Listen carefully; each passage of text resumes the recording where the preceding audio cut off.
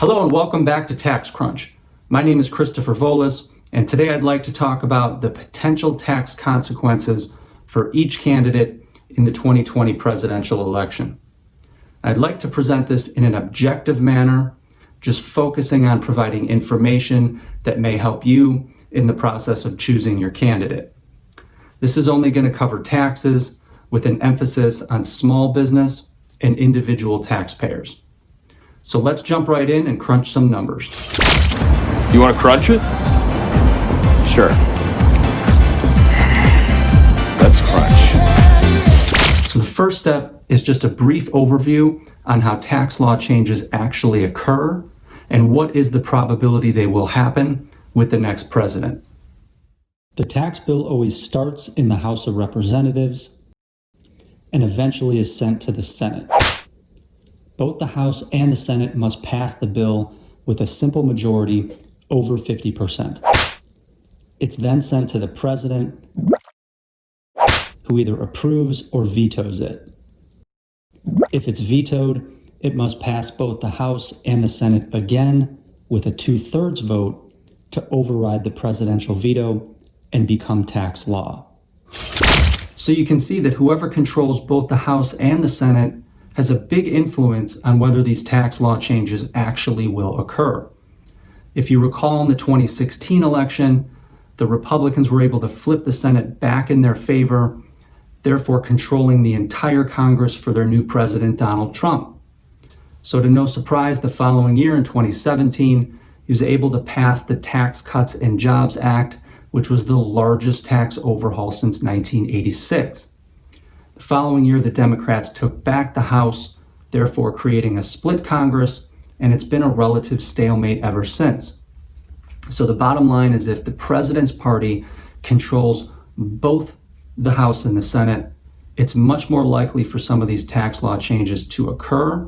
If it's a split Congress, some of these tax law topics we're going to discuss will never survive, or they'll have to get modified in order to get passed. So let's start with the easy one, the incumbent Donald Trump. And I say easy only because he already passed the tax changes he wanted back in 2017. So I would not anticipate any sweeping changes in his second term. In fact, he hasn't definitively stated any new tax proposals. So some of the tax topics we'll discuss here are just suggestions he's made over the past few years.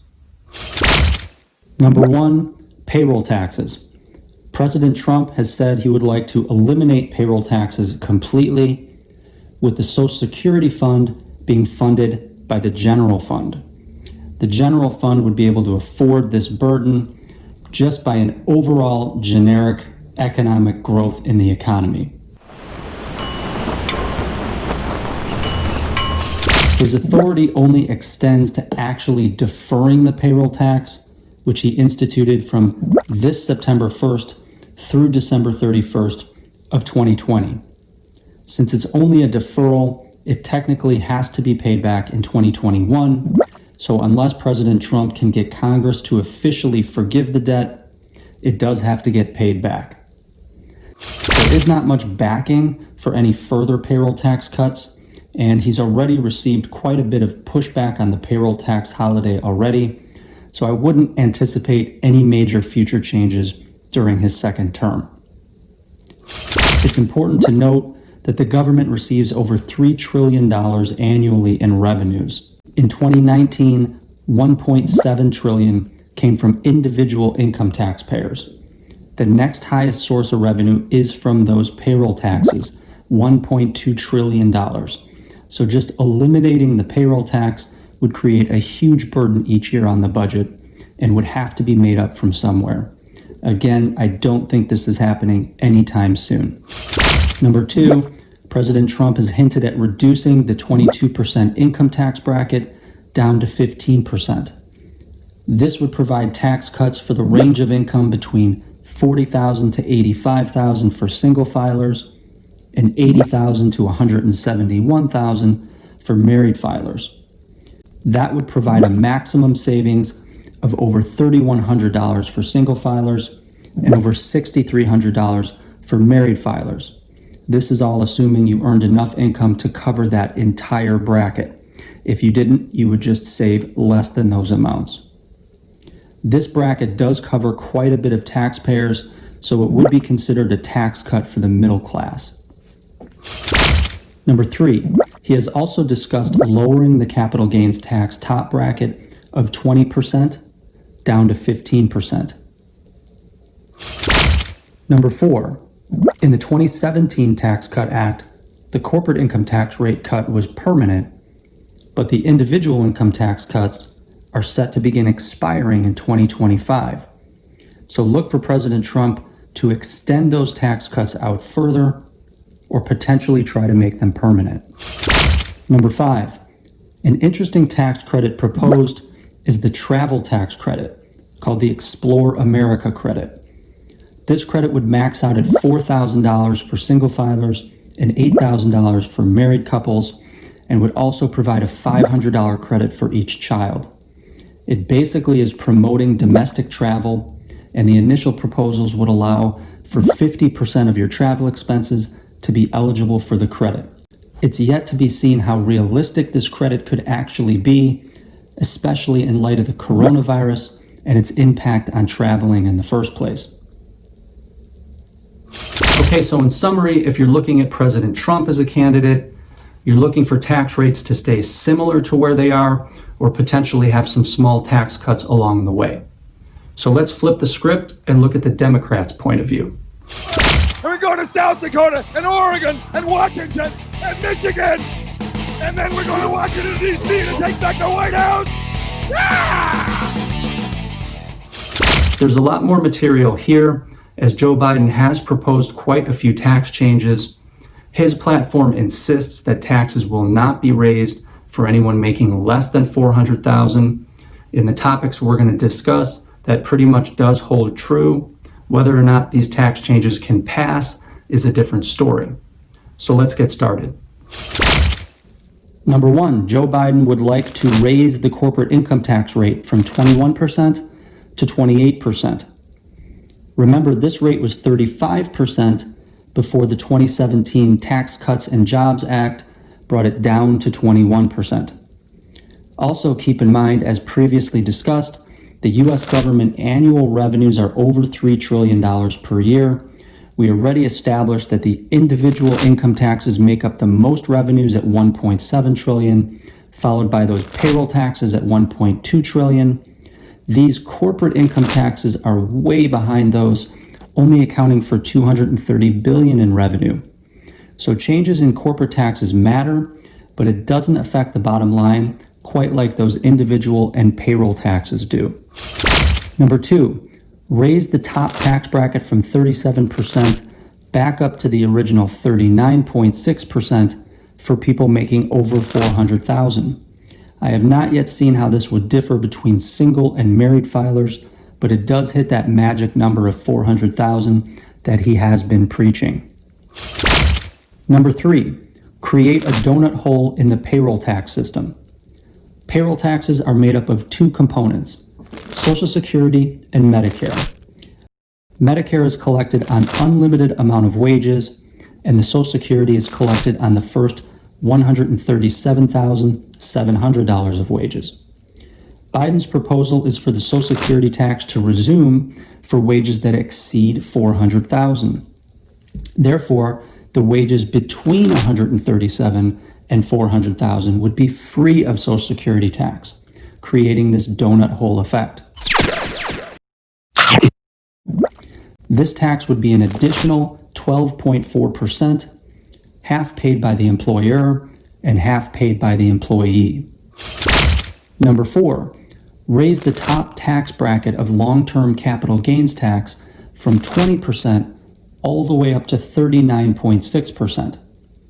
Currently, that top tax bracket of 20% is for income over $441,000 for single filers and $496,000 for married couples. This new 39.6% tax rate would only apply to those with incomes over $1 million. Number 5, put a cap on itemized deductions. Itemized deductions would only be allowed to reduce your income by 28%. So even if you're in a higher bracket than 28%, those deductions will only allow you that 28% deduction. Number 6, the 20% qualified business income deduction, the Section 199A deduction created in the 2017 Tax Cuts and Jobs Act, would be completely phased out for all taxpayers exceeding $400,000 of income. Currently, high-income taxpayers can still get the deduction, but it depends on the nature of the business, or they may have some of the credit phased out. Number 7, the child care tax credit, which is currently $3,000 per child, would be increased to $8,000 per child. This would be up to a max of $16,000 for 2 or more children, as opposed to the old max, which was $6,000.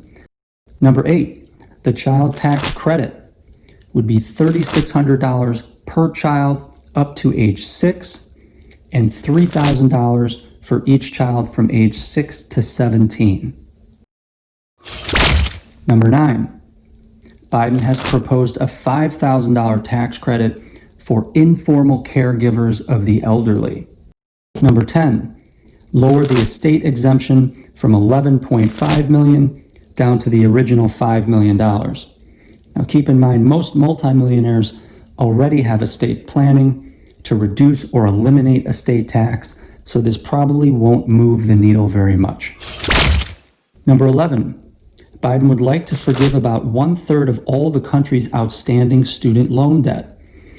Everyone would receive a $10,000 reduction in their student loan debt, and he would also forgive undergraduate federal student loan debt picked up at public colleges for those earning less than $125,000 per year.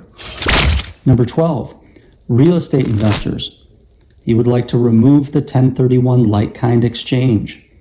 So if you're selling an investment property with gains, typically you'd be able to defer those gains by rolling them into a like-kind exchange. That would be eliminated, and all capital gains tax would be due upon the sale. Number 13, reestablish the first-time home buyer's tax credit, except this time it would be for an increased amount of $15,000. Okay, so you can see that Joe Biden has proposed many tax changes. Some of them are tax credits, some of them are tax increases, mainly targeted at the high income earners. Now keep in mind, these additional taxes do come at a cost. It's impossible to quantify since you don't know how each and every business will respond. But when you increase the corporate income tax rates and you increase the highest individual income tax bracket, it can have a trickle-down effect on the lower and middle class taxpayers. Businesses can reduce wages or even reduce jobs to compensate for these additional taxes that they're paying. So it's not always as easy as just tax the rich to generate more revenue. Oftentimes those rich are the ones that are employing the lower and middle class taxpayers. So it is all interconnected. So the bottom line is, if you're making over $400,000, you're going to be very interested in this election, as it will have a large impact on your net after-tax dollars. So I hope this video has helped address some of the topics that are front and center. There are a lot of tax proposals out there. I just wanted to focus on the larger ones that may impact the small businesses and the individuals. So I hope come November, you'll exercise your right to vote, and more importantly, respect everyone else's right as well. So thanks for tuning in today, and stay tuned for more videos from TaxCrunch. Thank you all very much. Love you, man. Thank you,